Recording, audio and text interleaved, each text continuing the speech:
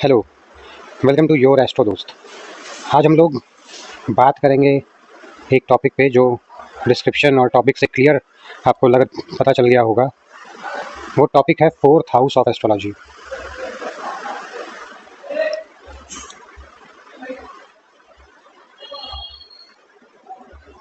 Fourth house of astrology, fourth house के बारे में हम लोग ने वैसे काफ़ी चीज़ें सुनी हैं। ये मदर का हाउस है, ये इमोशंस का हाउस है,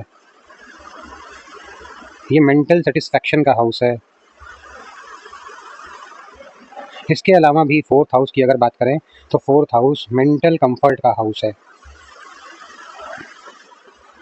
किसी भी चार्ट में 4, 8, 12 को मोक्ष त्रिकोण का पार्ट कहा गया है। 4, 8, 12 यानी मोक्ष त्रिकोण।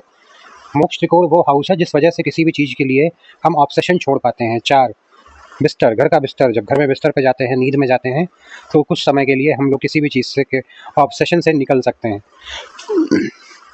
8th हाउस ये भी मोक्ष त्रिकोण का हाउस है, लेकिन ये जहाँ का बिस्तर है वो बिस्तर है बेड हॉस्पिटल का। ये बिस्तर है लास्ट बेड ऑफ लाइफ यानी मृत शैया। ये बिस्तर है एकांतवास का भी, आइसोलेशन का।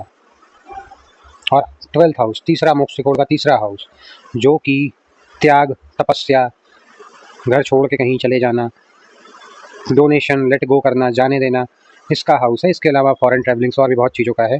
तो मोक्ष त्रिकोण में चौथा, फोर्थ हाउस एक मोक्ष त्रिकोण का पार्ट है जो कहीं ना कहीं मेंटल हेल्थ से बहुत जुड़ा हुआ है। इसीलिए इसको मदर का हाउस कहते हैं। बचपन में अगर किसी को मदर का वो अफेक्शन मदर से ना मिले, वो केयर ना मिले, तो कहीं ना कहीं उसकी साइकोलॉजी ख़राब हो जाती है एक बच्चे की। उस सभी चीज़ों के लिए फोर्थ हाउस रिस्पॉन्सिबल है।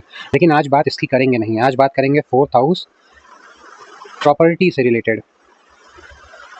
फोर्थ हाउस कैसे किसी को रियल एस्टेट में एक बड़ा बिल्डर बना देता है। आज बात करेंगे फोर्थ हाउस कैसे प्रॉपर्टी, रियल एस्टेट का सुख दे सकता है। अगर बात करें रियलिटी में कि रियल एस्टेट या प्रॉपर्टी के कारक कौन हैं, तो प्रॉपर्टी में या रियल एस्टेट या बिल्डिंग के कारक मंगल, धरती, धरणी गर्भम संभूतम, विद्युत कांतिम संप्रभम कुमारम, शक्ति अस्तम चम मंगलम प्रणाम्य हम। मंगल को हम लोग धरती पुत्र बोलते हैं, धरती का कारक है। इस पे जितनी भी चीज़ें कंस्ट्रक्शन में यूज़ होती हैं, फॉर एग्जांपल ब्रिक्स, लैंड, इसका कारक मंगल है। लेकिन इस पे जो कंस्ट्रक्शन होता है, लेबर होते हैं, जो मटेरियल होते हैं, उसका कारक है सैटर्न। तो प्रॉपर्टी के ये दो बड़े प्लैनेट हैं, मार्स और सैटर्न, जिसकी वजह से कोई भी इंसान प्रॉपर्टी खरीदना, बेचना, प्रॉपर्टी में जाना, प्रॉपर्टी का काम करना, प्रॉपर्टी का बिजनेस करना, रियल एस्टेट में घुसना, बिल्डिंग बनाना, उसको रूल करने के लिए मार्स और सैटर्न काम करता है। लेकिन वास्तव में अगर मार्स और सैटर्न बहुत अच्छा स्थिति में हो, 10th हाउस में हो, रुचक पंच महापुरुष हो, शश पंच महापुरुष हो, लेकिन चौथा अगर डिस्टर्ब है, फोर्थ हाउस अगर डिस्टर्ब है, तो वो आपको प्रॉपर्टी से रिलेटेड सुख नहीं दे पाएगा।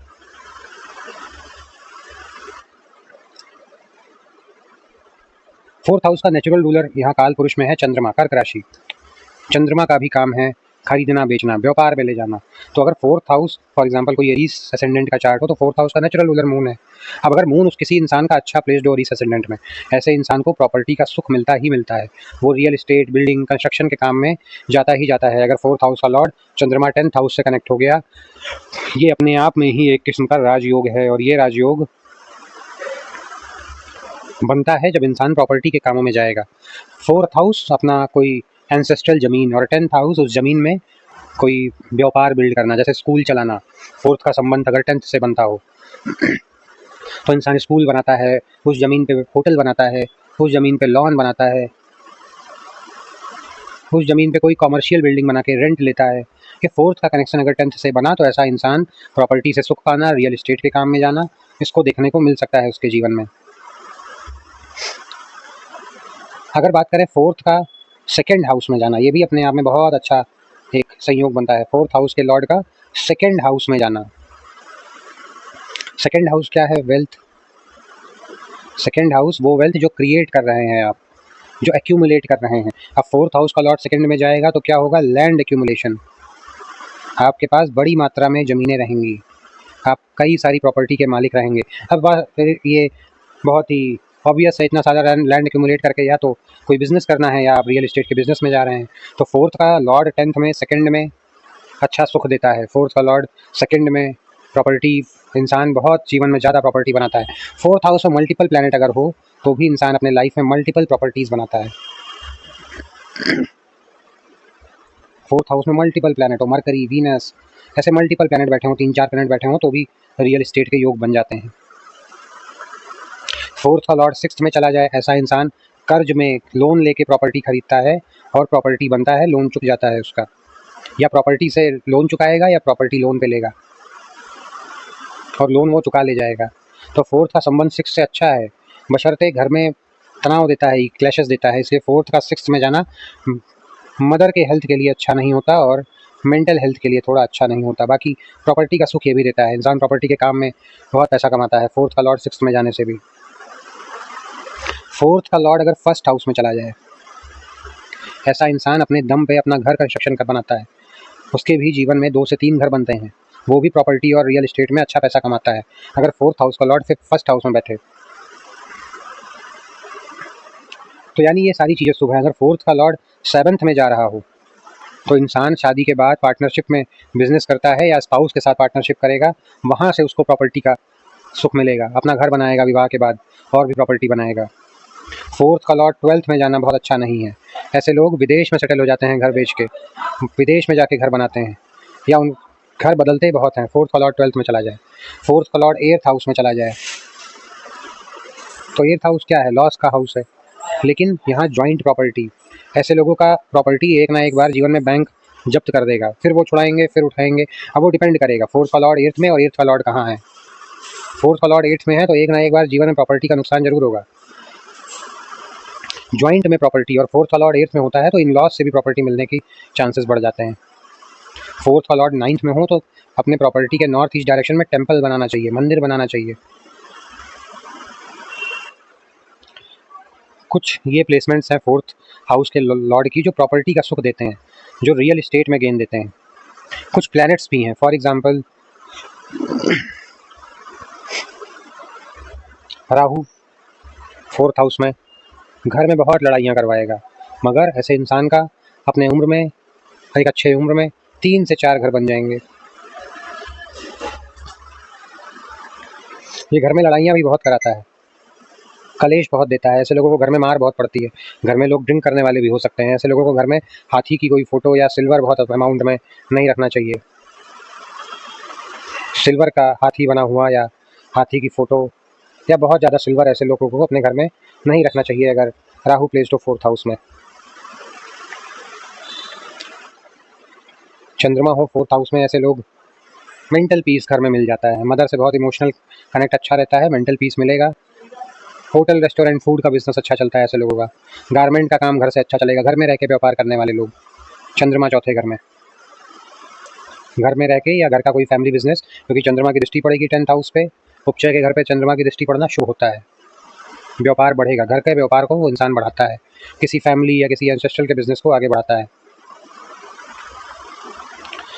वहीं अगर चौथे घर में मंगल हो, मंगल चौथे घर में प्रॉपर्टी के लिए बहुत अच्छा है, मंगल से कनेक्ट होना फोर्थ हाउस प्रॉपर्टी का अच्छा सुख देता है।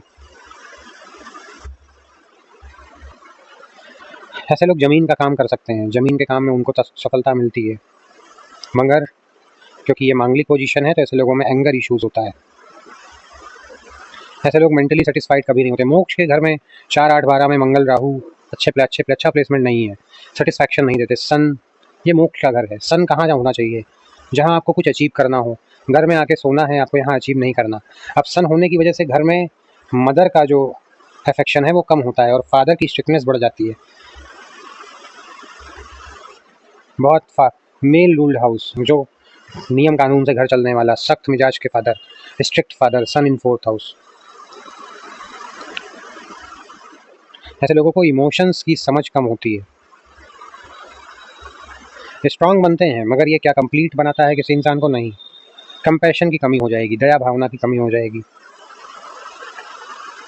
चौथे घर में शुभ प्लैनेट, चौथे घर में फेमिनाइन प्लैनेट वीनस बहुत अच्छा प्लैनेट है, मून बहुत अच्छा प्लैनेट है। यहाँ जुपिटर फेमिनाइन नहीं है लेकिन शुभ होने की वजह से जुपिटर यहाँ अच्छा रिजल्ट देता है, अच्छा result in the sense weight बढ़ाएगा मगर घर को भी बढ़ाएगा, घर बार कहा जाता है फलेगा फूलेगा। जुपिटर किस चीज़ का कारक है? एक्सपेंशन का। घर में बच्चे सुखी रहेंगे, नाती पोते हो जाएंगे, तो फैमिली पनपेगी, फैमिली आगे बढ़ेगी। ये रियल एस्टेट का कारक नहीं है जुपिटर, लेकिन फिर भी blessing of ancestor Jupiter in 4th house एक प्लेसमेंट है जिसके बारे में लोग कम बात करते हैं, वो है सैटर्न केतु इन 4th house. Saturn Ketu 4th house conjunction में। ऐसे लोग घर छोड़ के भाग जाते हैं तब उनको सफलता मिलती है। Saturn Ketu 4th house property से जुड़ता है, माइनिंग से जुड़ता है, मगर लालच रखेगा तो नहीं कुछ होगा। सैटर्न केतु में देखता है इंटेंशन काम करती है, आपकी इंटेंशन कितनी प्योर है। इंटेंशन अच्छी होगी, सैटर्न केतु अपने आप आपको माइनिंग के किसी इंसान से मिला के काम में आगे बढ़ा देगा, प्रॉपर्टी में ले जाके आगे बढ़ा देगा, और ऐसा इंसान घर छोड़ के भाग जाता है।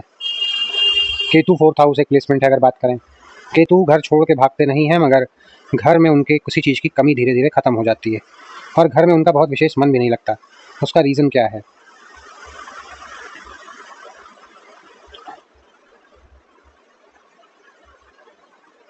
उसका रीज़न है राहु इन 10th house. Rahu 10th house यानी काम में मल्टीपल काम करना, हर तरफ दिमाग लगाना, तो घर की इतनी चिंता नहीं है, घर में मन नहीं लग रहा, घर में आते ही अजीब सा फील होता है।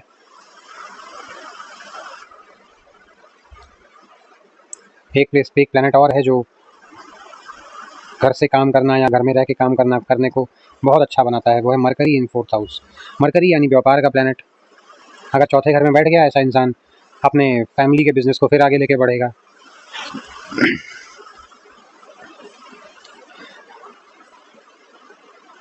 अब कुछ चार्ट देखने को मिलते हैं जिनमें असेंडेंट लॉर्ड, फॉर एग्जांपल मकर लग्न की कुंडली है, शनि नीच का बैठा है मेष राशि में चौथे घर में। ऐसा इंसान पूरे जीवन रेंट पे रहेगा, पूरे जीवन नहीं, अगर नीच भंग हो रहा है तो 35 के बाद घर बनाएगा, अगर नीच का है तो 45 के बाद घर बनाएगा।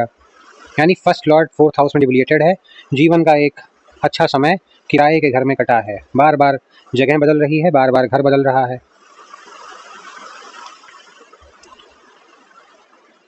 तो डिबिलिएटेड प्लैनेट 4th हाउस में अच्छे नहीं है।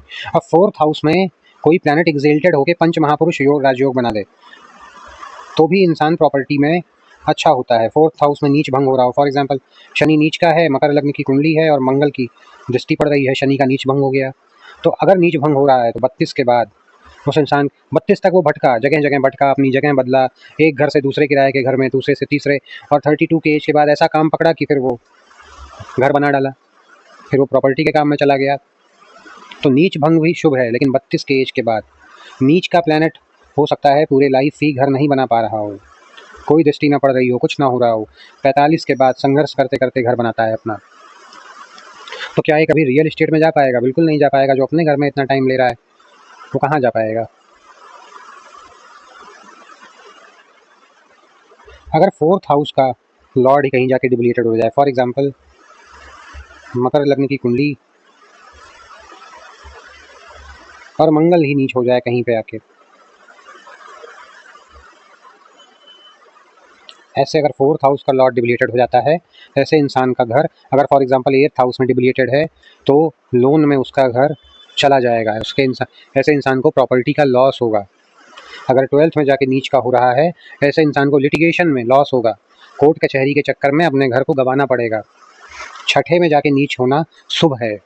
क्यों? क्योंकि छठा घर उपचय का घर है, उपचय के घर में नीच के प्लैनेट अच्छे होते हैं। उपचय के घर कौन कौन से? 3, 6, 10, 11, ये एक्सपेंशन के प्लैनेट हैं, यहाँ नीच के बहुत अच्छे होते हैं। अब 4th लॉर्ड यहाँ मंगल नीच का हो जाए, ऐसा इंसान लोन पे, अपने घर के लोन पे अपना काम शुरू करेगा, वो घर भी आप लोन खटाएगा, काम भी पूरा करेगा और उसी काम से एक घर और खरीद लेगा। तो चौथे घर का लॉर्ड 6th हाउस में डिबिलिएटेड होना बहुत शुभ है, बहुत अच्छा माना जाता है, कंपटीशन में विजय दिलाता है, हार्ड वर्किंग बनाता है। लेकिन अष्टम और 12th में बहुत खराब है, द्वादश भाव में। कुछ नक्षत्र अगर बात करें हम लोग, तो कुछ नक्षत्र भी ऐसे हैं जो प्रॉपर्टी का के लिए अच्छे माने जाते हैं। फॉर एग्जांपल 4th लॉर्ड कोई भी हो, किसी भी लग्न की कुंडली हो, 4th लॉर्ड जुपिटर मृगशिरा नक्षत्र में हो, मृगशिरा नक्षत्र यानी मंगल का नक्षत्र, धनिष्ठा नक्षत्र में हो चौथे घर का स्वामी, धनिष्ठा यानी ये दोनों व्यापार के लिए हैं। मृगशिरा नक्षत्र में खरीदना बेचना बहुत शुभ होता है ज़मीन के लिए। धनिष्ठा धन का काम करना, धन का कारक। उत्तर फाल्गुनी नक्षत्र बहुत अच्छा है अगर फोर्थ लॉर्ड उत्तर फाल्गुनी में हो। फोर्थ लॉर्ड का कनेक्शन बृहत पराशर होरा शास्त्र के हिसाब से अगर 11th हाउस से बन जाए, ऐसे इंसान का घर वैसे भी बहुत रॉयल घर कंस्ट्रक्शन कराता है अपना, और आगे चल के रियल इस्टेट के व्यापार में भी जाता है। वो एक बृहत पराशर होरा शास्त्र में एक बहुत अच्छी कॉम्बिनेशन, और के.एन. राव सर भी उस कॉम्बिनेशन के बारे में बात करते हैं। वो कॉम्बिनेशन है फोर्थ के लॉर्ड का 11th में जाना और 11th के लॉर्ड का थर्ड में आना। थर्ड हाउस क्या काम कराएगा? मार्केटिंग। मार्केटिंग में अगर कोई इंसान सेल्स में अच्छा हो, मार्केटिंग में अच्छा हो, कम्युनिकेशन के थ्रू वो किसी भी चीज़ को मैनिपुलेट करके बेच पा रहा हो, थर्ड हाउस, तो फोर्थ का कनेक्शन 11th से हो, 11th का थर्ड से हो, ऐसा इंसान रियल इस्टेट का किंग होता है। उसका रियल इस्टेट में हाथ पकड़ पाना मुश्किल होगा, वो सबसे आगे बढ़ेगा। और अगर फोर्थ का लॉर्ड 11th में हो, 11th का लॉर्ड 6th में हो। 6th क्या है? कंपटीशन पे विजय, शत्रु पे विजय। कैसे वो विजय प्राप्त कर रहा है? प्रॉपर्टी से गेन कर रहा है, उस गेन से विजय प्राप्त कर रहा है। यानी ये भी मार्केट में ऐसे इंसान को रियल इस्टेट का किंग बनाती है कुछ प्लेसमेंट्स। तो आज के लिए इतना ही, फिर हम लोग कभी मिलेंगे। कंसल्टेशन हमेशा ओपन रहती है योर astrodost.com पे। आज के लिए इतना ही, फिर मिलेंगे कभी। जय Siya Ram, take care. Channel को फॉलो करें, सब्सक्राइब करें। धन्यवाद।